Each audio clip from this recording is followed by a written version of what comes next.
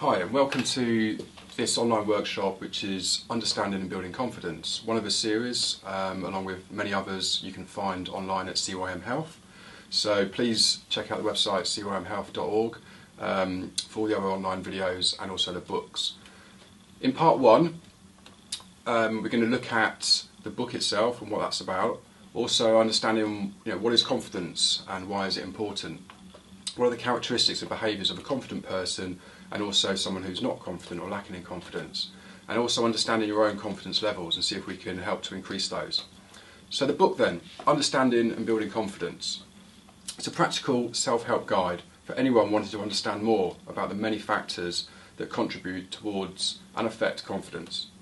By gaining more understanding, you'll be better placed to develop and build your own confidence. And with greater confidence, you will have less fear and be able to create more opportunities, hopefully then to lead a happier and more fulfilled life. The books are available for free from Amazon, iTunes and iBooks, both as paperback and as an ebook download.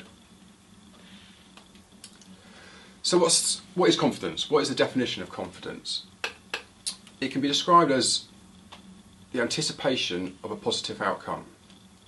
And if the outcome is not positive, knowing you can deal with it. I think that's really important. So first of all, someone who's confident, you're looking forward in a positive way and you're expecting a positive outcome based on many different factors.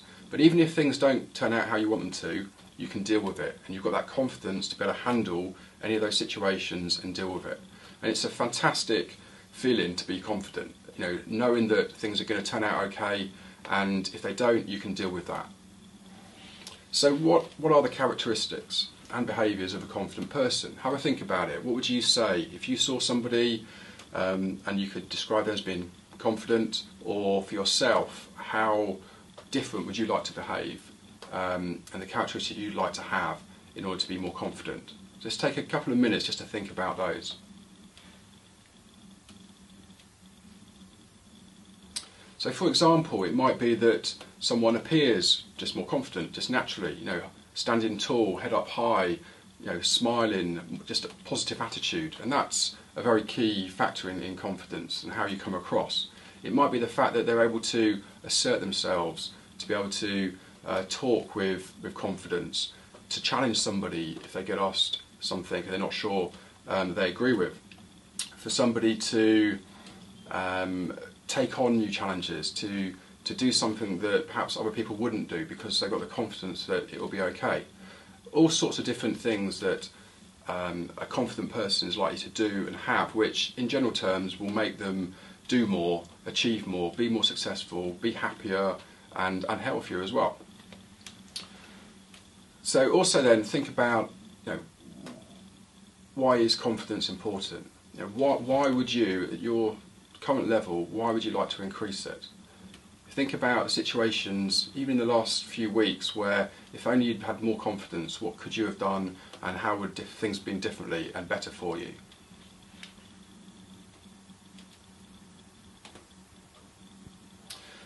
Now, focusing back on your own confidence, just take a bit of time to think about where you would see yourself. If you had to score yourself, say, out of 10 in terms of how confident are you, would you say a 5, a 6, a 3, an 8? Whereabouts would you position yourself?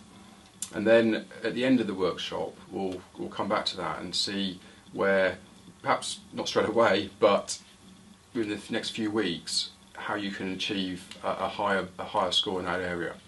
So take some time. How confident are you?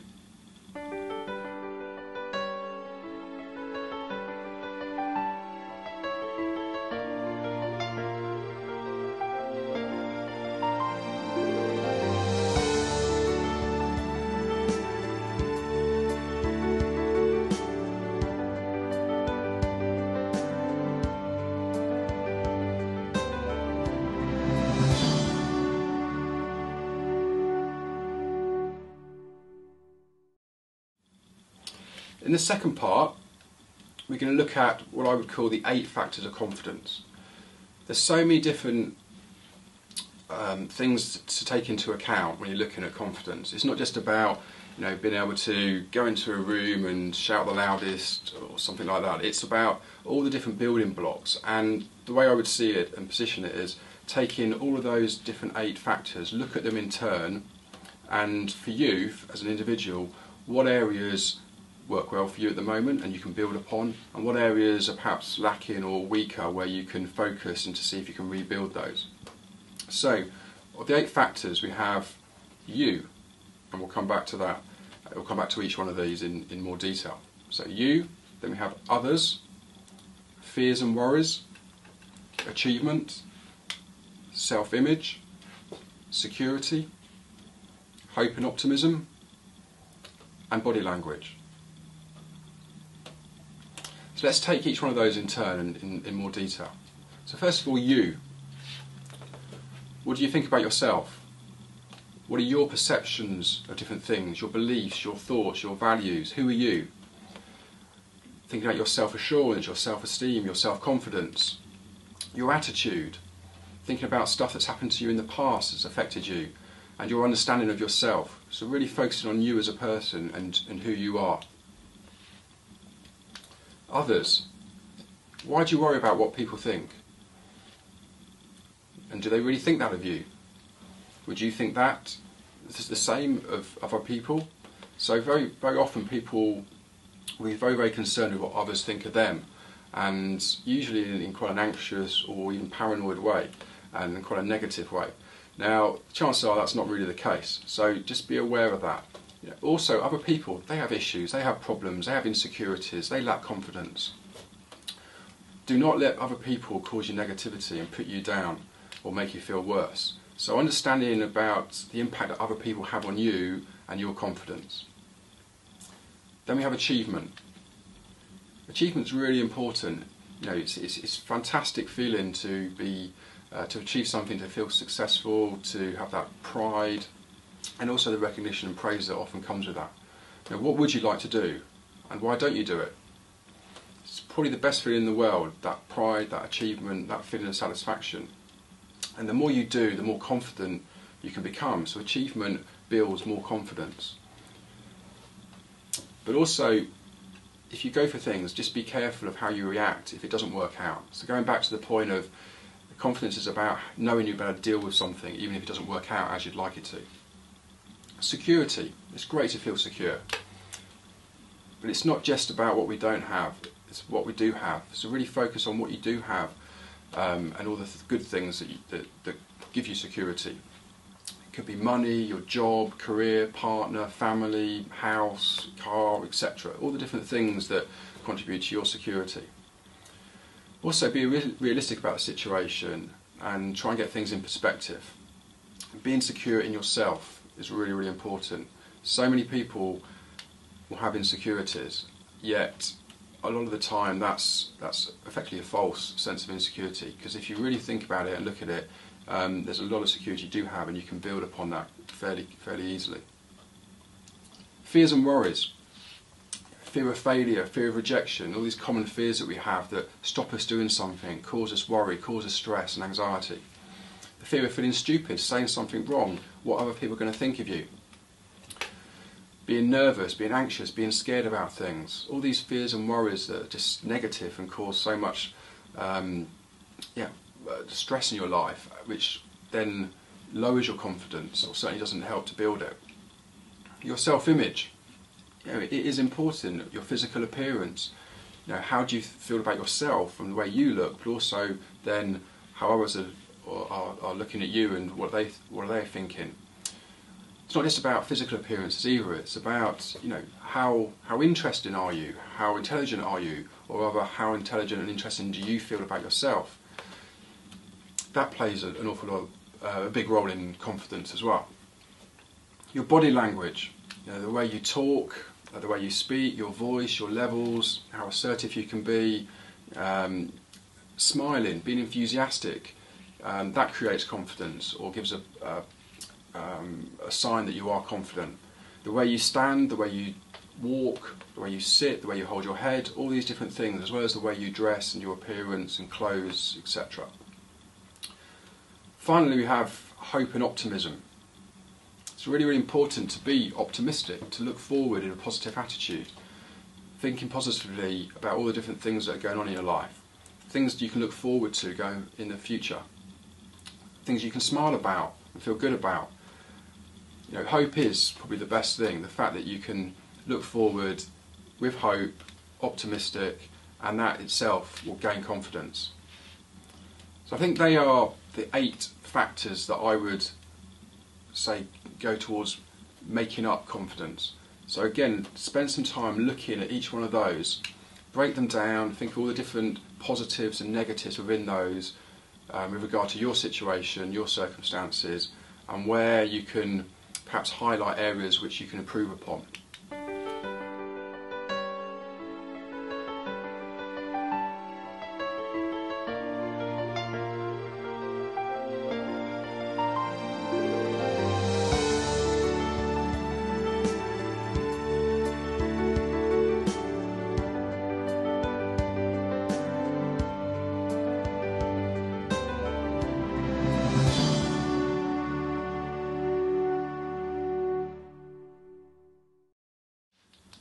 In part 3, we're going to look at something called the chimp paradox, and then look at some practical tips, techniques and tools where you can help hopefully build confidence. So let's start with the chimp paradox. Now, this is really from a book written by Dr. Steve Peters, which is called the chimp paradox. I'd definitely recommend it to anyone to read it, understand it, and then apply and practice the techniques. I'm going to give a short general overview of what's described in the book, but it's my take of what Dr. Steve Peters has written. So in the brain, it's very, very complicated, and this is all actually based upon neuroscience. So it's not just something he's made up, he's come up with. It is actually based on neuroscience and where the blood flow goes within the brain, the different areas. But to keep it simple, we've got 3 areas: the computer, the human, and the chimp. So the computer, if you can imagine a desktop computer with a large hard drive, when you buy that computer, there's already some software built into it, and that effectively replicates you.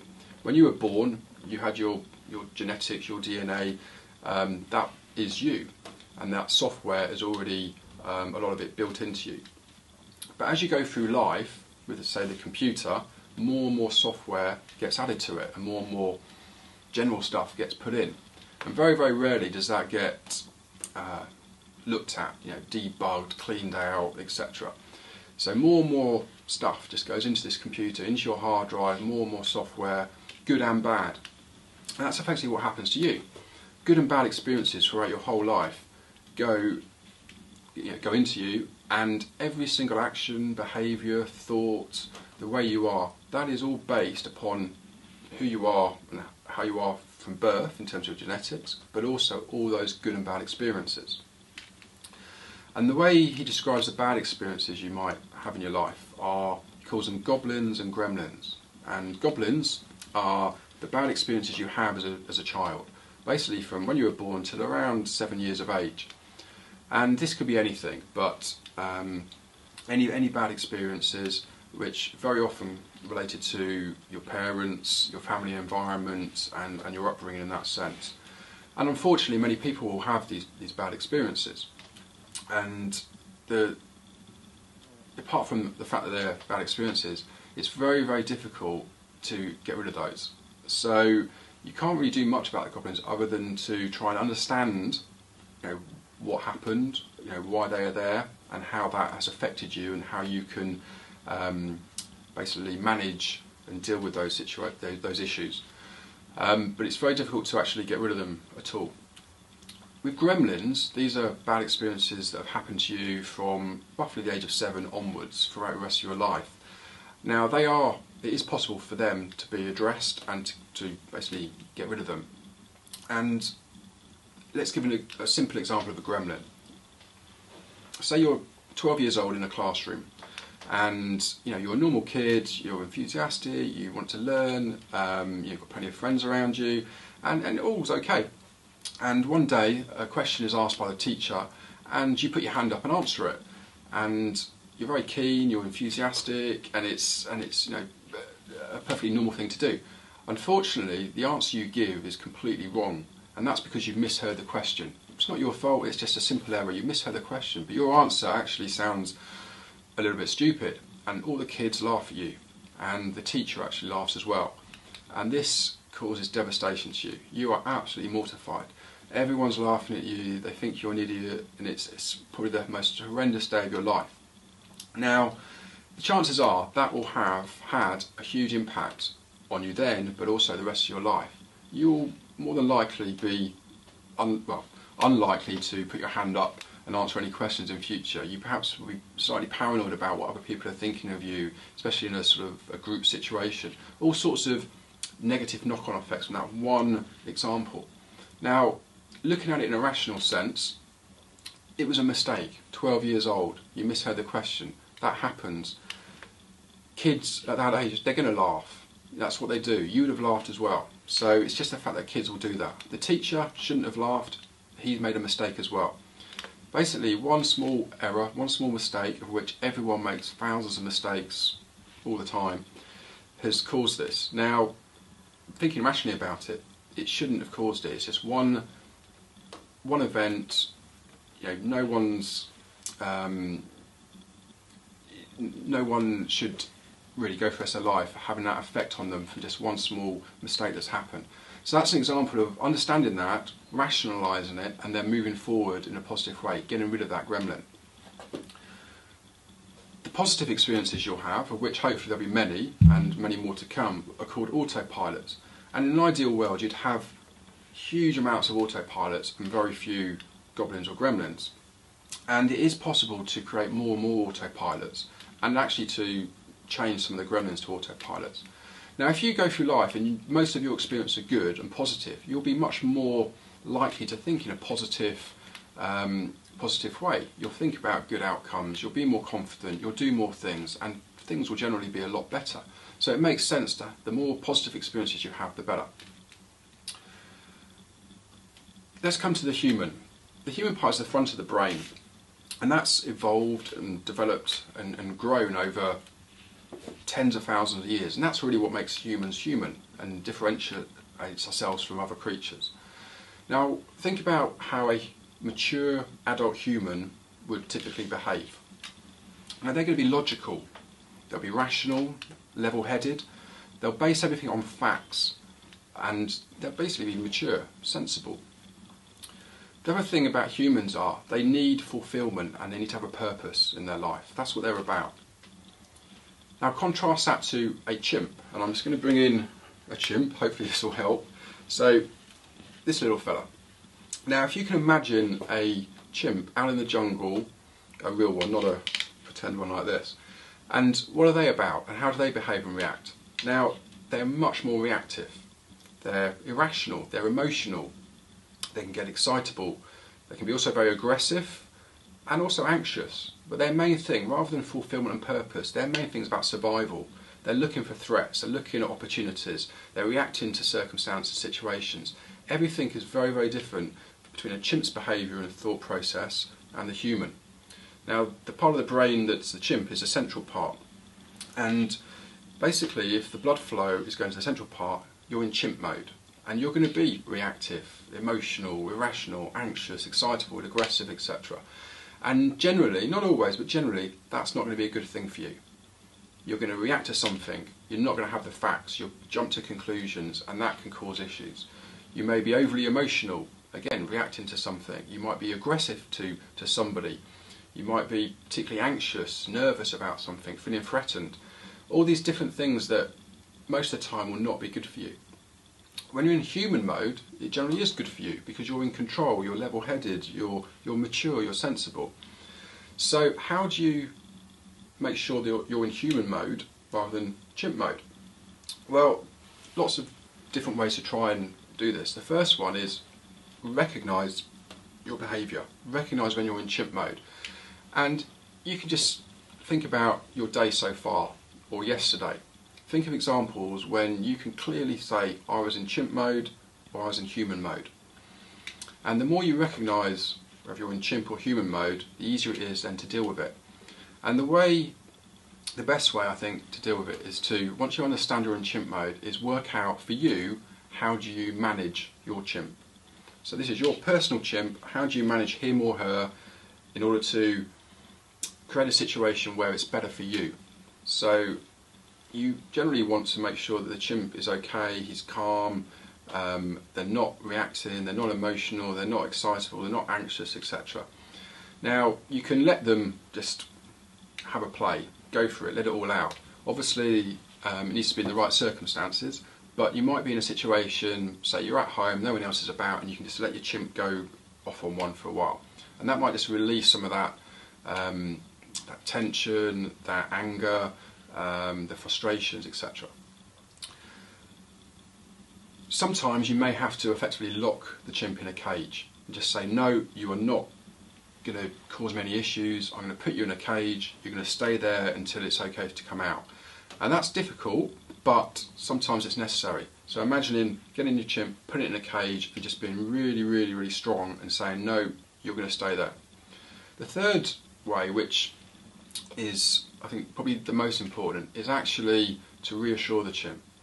You know, if their main thing is about survival and they're feeling threatened and they're worried or they're getting angry, actually, rather than, you know, beating the chimp up or being horrible to the chimp, be nice to it, reassure the chimp, give the chimp a hug. You know, just say, look, things are going to be okay, don't worry about that person, don't worry about that situation, I'll be here, I can look after it, I can take care of it, I'm an adult human being, I can deal with these situations. And just give the chimp a hug, reassure it, and generally it will calm down and it'll be okay. Now hopefully a lot of this makes sense. The fact that a chimp behaviour and human behaviour is very, very different for different reasons. And you can recognise, if you're honest with yourself, when you're in human mode or chimp mode. And as I said, more often than not, if you're in chimp mode, it's not going to be good for you. So it's about making sure the human can manage and look after the chimp in a way that is constructive, that is productive and is positive for you.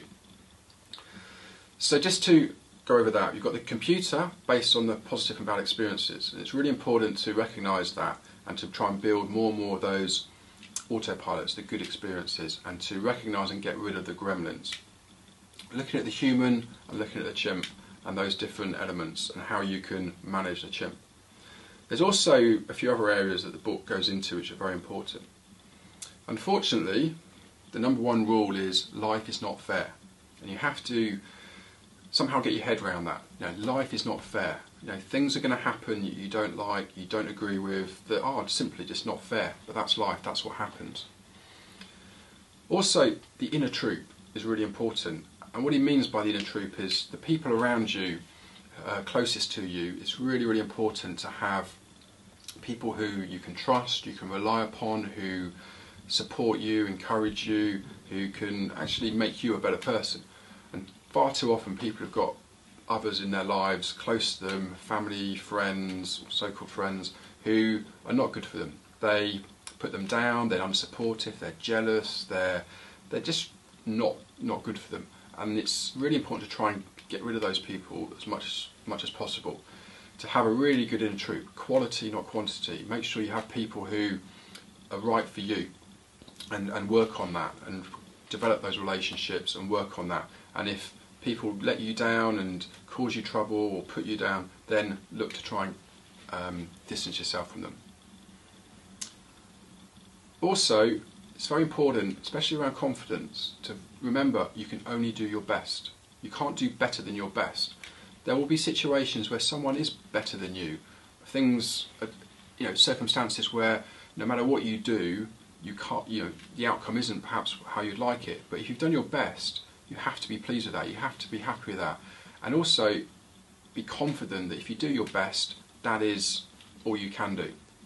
So go into anything you do. If you've done your best, remember that is fantastic. That is brilliant. You can't do better than that. So don't beat yourself up if the outcome or situations don't work out because your best isn't good enough, because you cannot do more than that.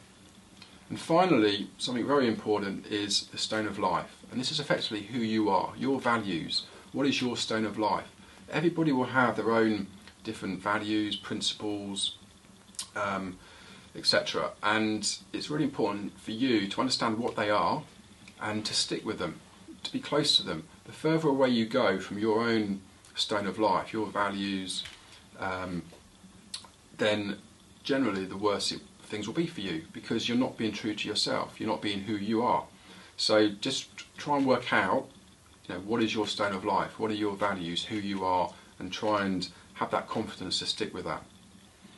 Okay, so I'm going to put the chimp down here, and we're going to move on to some practical tips, techniques and tools which will also hopefully improve your confidence. Listen to your own advice. So if you've got a situation where things are difficult, you're not quite sure, how would you react, or what advice would you give if, say, your best friend or someone really close to you was in that same situation, was asking you for advice? Now, your advice generally is going to be good. It's going to be the right advice. So don't be afraid to think about what you would do, what you would say, and listen to that. That's more than likely going to be the right thing. So listen to your own advice. Avoid perfectionism. Nobody is perfect. It just doesn't happen. So yes, try and be the best you can be. Try and do things as good as you can do, but try and avoid perfectionism, because perfectionism will usually disappoint. If you can't ever get to that point of perfection, you're going to be frustrated, disappointed, upset, angry, and that will have an impact on your confidence levels. Find a passion. If you can find a passion, something you can get excited about, interested in, something that you enjoy, something you look forward to, that in itself is going to increase your confidence. And the more you do, the better you're going to be at it, the more positive it is, the more you're going to smile, more happy you're going to be. So find a passion, no matter what it is. Try and find a passion and go for it.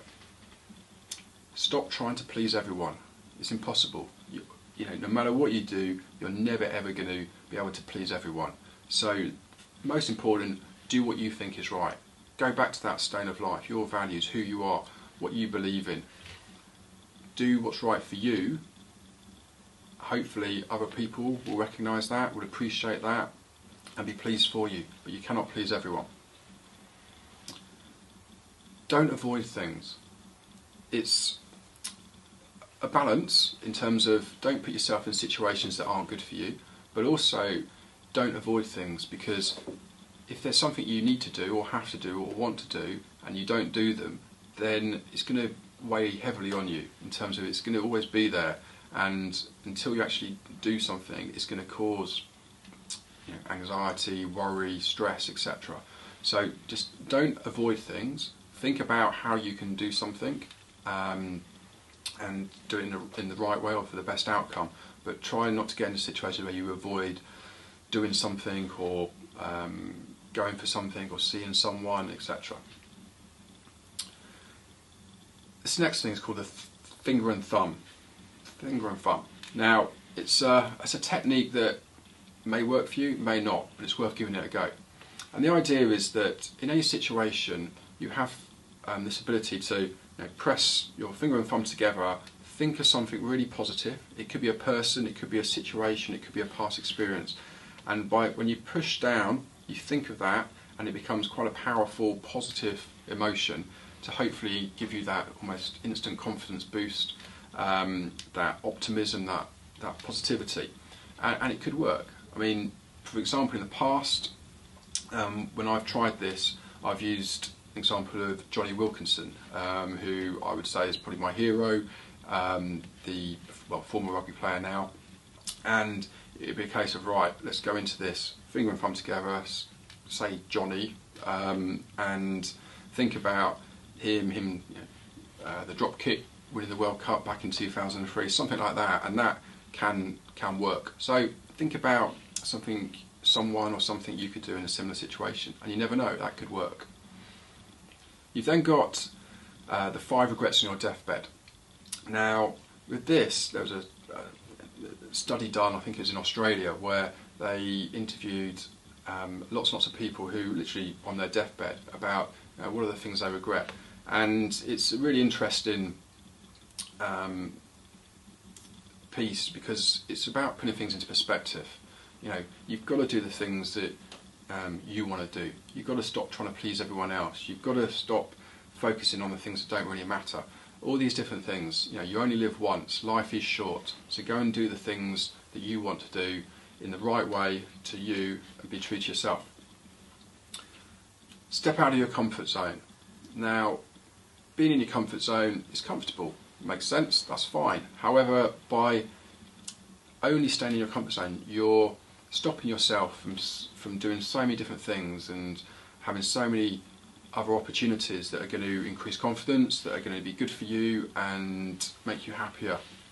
So, in general terms, I would say you have a 80% chance, if you step out of your comfort zone, that it's going to be a good thing. And if it doesn't work out, fine, you've learned from it, you can deal with it, it'll be okay. Positive past memories. Now, everybody will have stuff they have done in their lives that are positive, that are good. You know, stuff you've achieved, something you've done, something that's made you smile, something that's made you happy, something that's built your confidence up. And thinking of those things, you know, effectively affirmations, where you've thought about it, what has happened, you know, why has that happened, you know, can you do it again, and really just recreate those situations in a positive way, which will build confidence. Find a mentor. If you can get a good mentor, that will be fantastic. It will have such a positive effect. Someone who can help advise, support, encourage, you know, give you their wisdom. Generally speaking, it will be someone who's older, who's got a lot more experience, who can you know, perhaps give a different view on things, a different take, and help you do what you want to do. So if you have a mentor, fantastic. If you don't, think about who it could be. Someone perhaps you know, approach them. Most people will be very flattered if you ask them if they could be a mentor.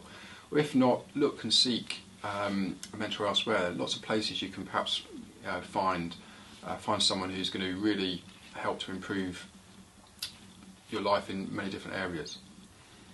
Music's a fantastic way of building confidence. You know, favourite songs, pieces of music, you know, almost instantly you can get a boost, a buzz, a more positive outlook from certain pieces of music or songs.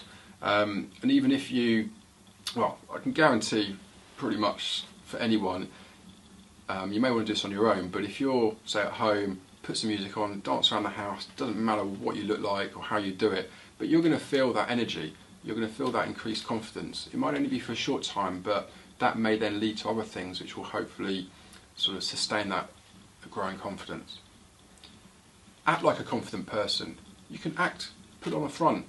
Many people do. There's a lot of people, particularly salespeople, who appear extremely confident, but actually they're not at all. Now, you can almost go into your own bubble where you can pretend to be a confident person. Now, obviously you don't want to be doing that, you know, all your life, but by pretending you can get into that that feeling of what it does feel like, and that can then create something that's much more sustainable.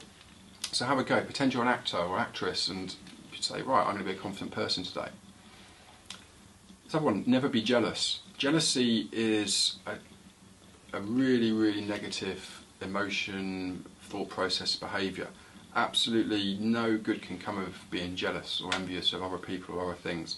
So if you get any of those jealous thoughts into your head, get rid of them as soon as possible and practice it. Every time something comes along that, you know, makes you a little bit envious, jealous, immediately say, no, this is no good for me, I'm just going to kick it into touch and get rid of it. Handling criticism. Now, again, you cannot please everyone. You're going to get criticised. Things, whether that's fair or unfair. Often criticism is unfair, but you have to be able to handle it. And if it's fair, you've got to take it as constructive criticism. Okay, that's fine, they've got a point. Let's see how I can develop and move forward in a better way from this. Something else, give compliments. You know, it's great to receive a compliment, so give some out as well. And then you'll find that the more compliments you give out, the better you'll feel as well. You make someone's day, you feel better about yourself, it becomes easier, and it's generally a win-win situation. So have a go at being, you know, giving out more compliments. Learn to say no. A lot of people find it really tough to say no to things. You know, can you do this? Can you do that? Whether that's at work or in a personal life or both. Now, the ability to actually stand up for yourself and challenge something, or say no, or say, look, I cannot do this. This isn't possible. It's not practical. Or actually, I just don't want to do it. Now, that's really important. The more you can practice that, the easier it becomes, and you've got to do what's right for you in those situations. So learning to say no is a very important factor in confidence. Nervous face. A lot of people will get nervous for a lot of different reasons and in a lot of different circumstances. But very quickly, in terms of how you look when you're nervous, you basically don't look like anything. It's just a blank face. So usually you're worried about what other people are thinking of you. What do you look like? Oh my God, I'm nervous and everyone's looking at me. Now, the fact is, a nervous face, there's no emotion there. So just remember that, and hopefully that will help you to get over that situation. Let things go. Usually easier said than done, but there's so many things that people hang on to which will be negative, which will lower their confidence, that won't do them any good at all. And it's really important to learn to let go of things. And the more you can do that, the easier it becomes, like with most things. So think about situations, whether that's people, circumstances, other factors, that if you could let go of those, it would be good for you. And try and work at that and let them go. Quotes. Big believer in quotes as a very powerful, effective, very simple way of inspiring you, motivating you and boosting your confidence. So have a think about some of your favourite quotes, go on the internet, look at the book, and just perhaps try and remember some of the quotes, write them down, have them to hand, but for something which only takes a few seconds, it can be very, very effective. Inspiring stories, getting confidence from other people. There's so many different true stories out there of men and women, old, young, who've done things and overcome situations that are really truly inspiring. So have a read in the book and also other books and on the internet about that, and I'm sure that would be very beneficial too. Other people, whether that's people you know or people, sports stars, film stars, etc. People that you look up to, admire, respect, and bring out lots of positive things. By focusing on those people, whether that's around you or not, that can really build your confidence. Visualising things, visualising positive outcomes, visualising the future, visualising stuff that is going to be that you want to make happen and that will happen. So having those positive affirmations of what's going to happen in the future, really powerful. Giving yourself a makeover.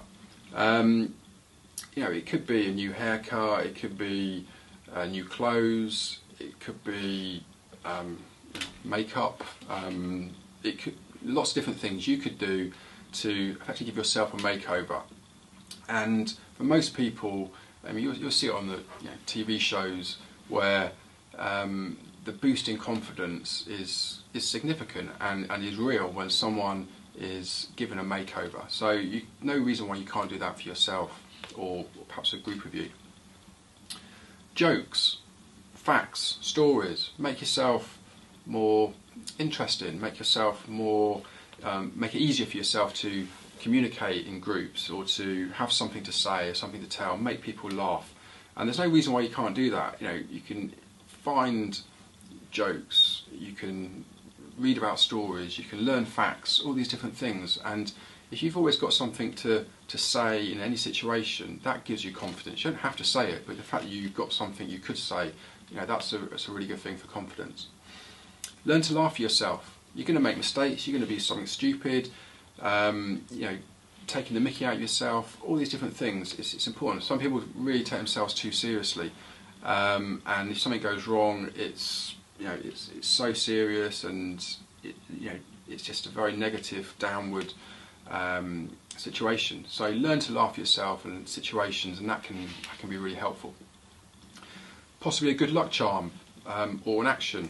So obviously there's lots of different good luck charms you might have one already, or you may think of something. It could be anything at all, even going back to the finger and thumb action, anything at all that you can come up with which is going to give you that that added extra that might make a difference.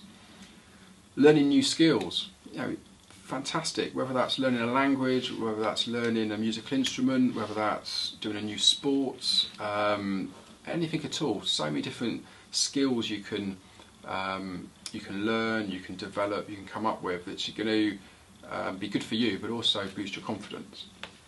And finally, I've just reiterated the point: hug the chimp. Be nice to the chimp. If you can manage the chimp on a daily basis, and reassure him or her, be nice to it, then that is going to make a huge difference.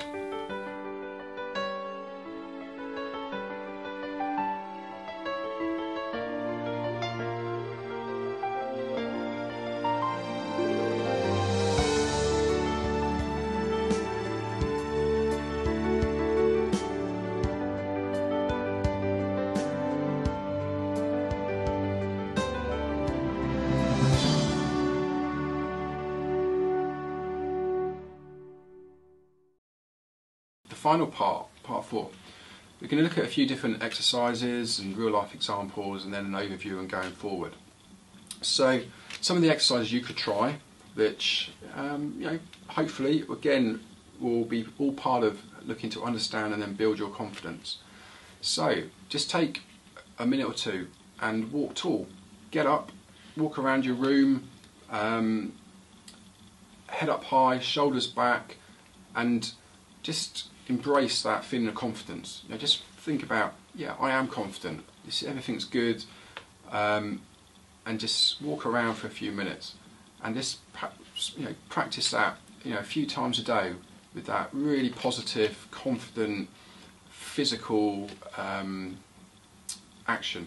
So practice the walking tall. Affirmations, i.e.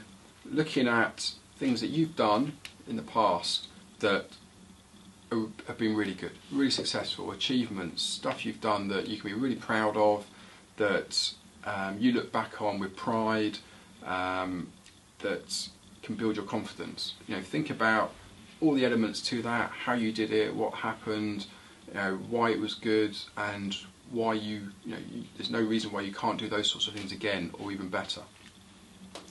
Challenge to strangers. So let's say you're somebody who finds it difficult to talk to people, in terms of you're quite shy, you're quite introverted, and you don't have many opportunities to talk to people in groups, and perhaps you're seen as the quiet one. You can practice by chatting to strangers in a very low risk way. So for example, perhaps start off, if you're in the supermarket, the cashier on a till, it's very easy just to say, hello, how are you, how's your day going?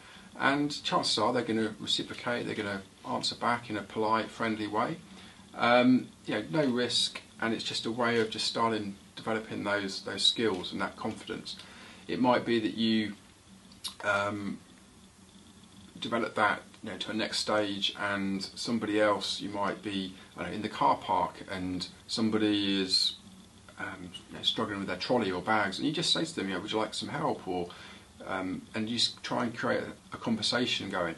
Any situation where a stranger, where you can just have a normal, friendly conversation about literally anything, and think of examples you can do. As long as you do it in a polite, friendly way, it's very, very low risk, and the more you do, the more comfortable you'll be with that, the more normal it will seem, and that will grow your confidence. Recall your chimp behaviour. So it's actually can be quite amusing, because if you're really honest with yourself, you'll realise so many times you're acting like a chimp. So basically take, let's say, the last 2 days, just sit back and think, right, when was I in chimp behaviour? When was I acting, reacting to something? When was I being really emotional? When was I making assumptions about something? When was I particularly angry or aggressive, or particularly anxious or nervous? And just recall all those behaviours and start to recall those on a regular basis. The more often you recognise and recall those, the easier it is then to develop techniques to manage the chimp and to reduce that behaviour. Pretend you've got super confident powers. So going back to this whole, acting like a confident person, pretend you are super confident in whatever it is you do. That might be difficult at first. You might feel a bit uncomfortable, but if you can just go in, imagine you've got one of those superhero cloaks on, that you are, Mr. or Mrs. Super confident, and just practice it. You might want to practice it on your own to start with, but then start to build that into different areas and different environments. And the more you practice, it becomes normal. Empathise. Empathy is a really important skill for so many different reasons, but also it applies to confidence. So empathise with other people and their situations. Again, whether that's at work or in your personal life, thinking about what's going on in their life and why are they behaving like this or acting like this. You could also look at potentially, whether they're in chimp behaviour or chimp mode or human mode, what things are going on. And by empathising, generally that means you're not going to be reacting to stuff. You're going to try and take in the facts, try and take in all the situations and work out, base your behaviour and actions upon everything rather than reacting to something. And also, the more you can empathise, the more likely you are to understand people better. So understanding yourself and other people, that's going to create confidence in itself. Energise yourself. Whether that's dancing around the house for a few minutes, whether that's going for a run, going outside for some fresh air, shaking your arms and legs about, focusing on something really positive. Just energise yourself in any way you can. The more energy you have, the more enthusiastic you are, then the more confident you're going to be. It just makes sense, and you can actually create that yourself quite quickly, even if it's a short time. But short-term confidence can then hopefully will build the longer-term blocks for sustained confidence. And finally, make yourself your own confidence cocktail. So think about all the different things that may apply to you, good and bad. Get rid of the bad stuff, all the good stuff, and start to make up a cocktail. So a little bit of this, a little bit of that, and mix it all together. So I was just writing it down, all the different things that will be beneficial for you, positive for you, and build your confidence. Put them in, a list of ingredients effectively into your own confidence cocktail. So you've got it there. So you've always can come back to that. In any situation, you come back to your cocktail that is, specifically for you. And finally, then, with all of this, practice, practice, practice. That I cannot reiterate enough how important that is. The more you practice, the more benefits. It's a simple equation. Understand it, practice it, you'll get the benefits. Your confidence will increase, and the more you practice, the increased confidence, the more increased confidence, the more things you'll do to further increase that confidence. Some real life examples, finally. It could be around asking someone out. So it could be you're single, you want to meet someone, but you like someone, but you're petrified. You cannot do it. Now, the reason generally for that is the fear of rejection. Fear of failure in that sense, but the fear of rejection. What are they going to say? What if they say no? Are they going to tell someone? What are people going to think of you? All these different negative things. Now, we've looked at how confidence is around hopefully anticipating a positive outcome, and if it's not positive, then you'll be able to deal with it. So being confident that actually it's going to work out. If you're pleasant and polite and nice and friendly, then the chances are they'll say yes. If they don't, then they might be flattered, they'll probably be polite, they're going to have some empathy for you. Everyone's been in this situation, so it's a case of just rationalising it, breaking it down, and realising that the worst case scenario that they say no, and they might say something to someone, that is okay, that's fine, you can deal with that. It's worth taking that risk. Job interviews. So you might be particularly nervous about a job interview. Now, something like this, a lot of it is preparation. Preparation and planning and doing your research, thinking about the questions that might get asked, what questions you can ask them, doing some practice, having some mock interviews, looking at your CV, going through your skills set, and basically preparation is key. So thinking about everything around it, the more prepared you are, the better it's going to go. You've got other things like going on a date, public speaking. All these different things which in the book that goes into more detail, so I'd recommend that. Running a marathon, you don't just run a marathon, it's about building it up slowly, sensibly over the right period of time, but also it's not just about running, it's about warming up, cooling down, stretching, it's about what you eat and drink, it's about sleep, it's about the running trainers, it's about the clothes you wear, it's about the mental attitude, it's so many different factors that go into it. So like with anything, you've got to take all those different factors into account. Also, going to a social event, being worried about what other people think. So let's take a situation, you're going to a social event, and perhaps you're going on your own, and you're worried about it, you're anxious, what's going to happen. And as you get there, you get more and more nervous, and you're driving to the venue, and you go into reception, and you get more and more nervous. Now, what's generally happening here is you're going into chimp mode, and the reason for that is you're then thinking about all the negatives. What might happen? You're feeling under threat. This situation, it's unknown. What's going to happen? All these different people, most of them you don't know who they are. Now the human side would go, it's okay. No one's going to attack you. You're not threatened by anyone. Nothing's going to go wrong. You've done this sort of thing before. Everything's fine. So you've got the chimp, all about anxiety and nerves and feeling threatened and thinking of the negatives. On the other side, you've got human. Look, this is going to be fine. I can handle this. There might some nice people there. It could be a good evening. Hopefully everything will be okay. And let's just go and enjoy it. Let's make the most of it. We're here. Just go for it. So there's two very contrasting elements. So reassure the chimp. Reassure the chimp. It's going to be okay. It'll be fine. Look after it, and it will be okay. Talking to your boss, climbing a mountain. Again, other examples, and they're discussed more in the book. An overview then. There are many, many factors that affect confidence. Hopefully we've gone through most of those and all the different elements that you need to look at as an individual, which ones of those apply to you and to what degree. Changing your thought processes, so acting in human mode, try and be in human mode as much as possible. Practice and work at it, keep practicing, just practice, practice, practice, and all these different elements. Do your best, that's all you can do, remember that. And don't worry about failing. Failing will always happen. Everyone fails at everything, all the time. It's just it's how you deal with that. It's a normal and necessary thing that happens in life, but it's how you react to that and deal with that. Achieve and accomplish. Recognise your achievements, be proud of them, praise yourself. If you get rewarded and recognised from other people, even better, great. But it's about what, for you, feeling satisfied and proud and that sense of achievement for you. Learn, understand and try new things.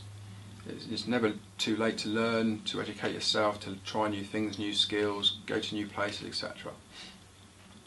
Recognise your gremlins, of which there will be many, many gremlins, but try and recognise them and then get rid of them.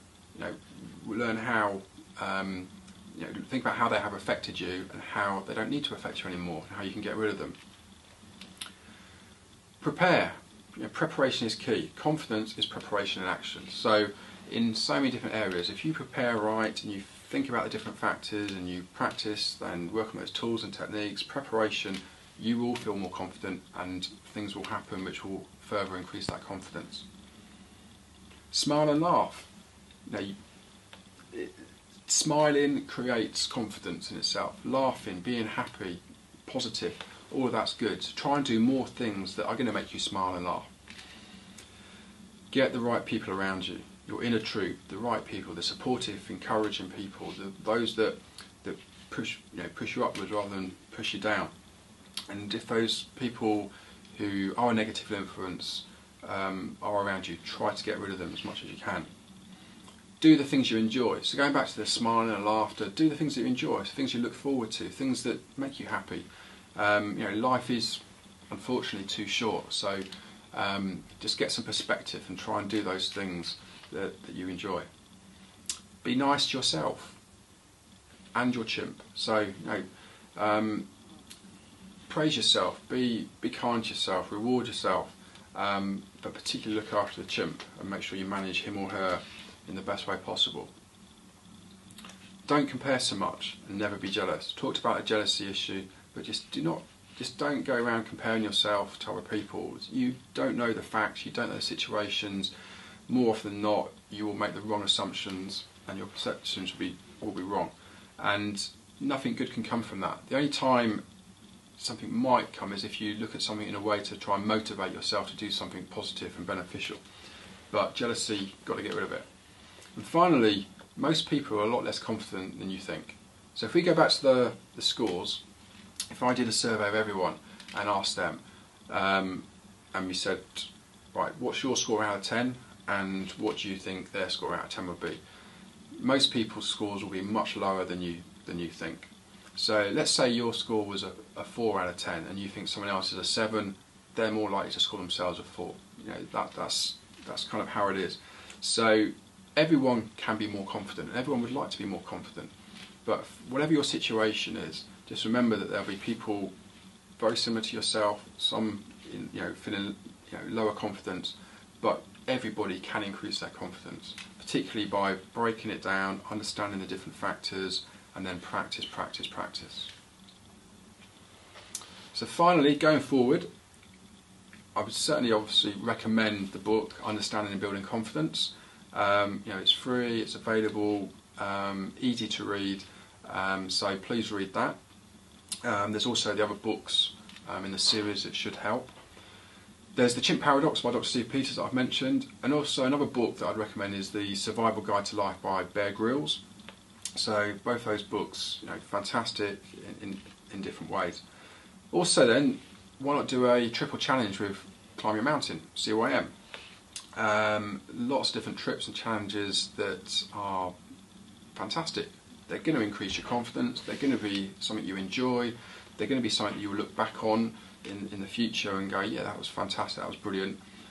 So for lots and lots of different reasons, they are great to do. So take a look at the website, take a look at the Facebook pages, CYM challenges, get in touch, and whether that's a trip up Snowdon or a National Three Peaks Challenge or something like Kilimanjaro or Everest Base Camp, whatever it might be, lots of different trips and challenges you can do which will be great for you, great for us, and will certainly help to increase your confidence. And hopefully I will perhaps see some of you on the trips in the future. Thank you.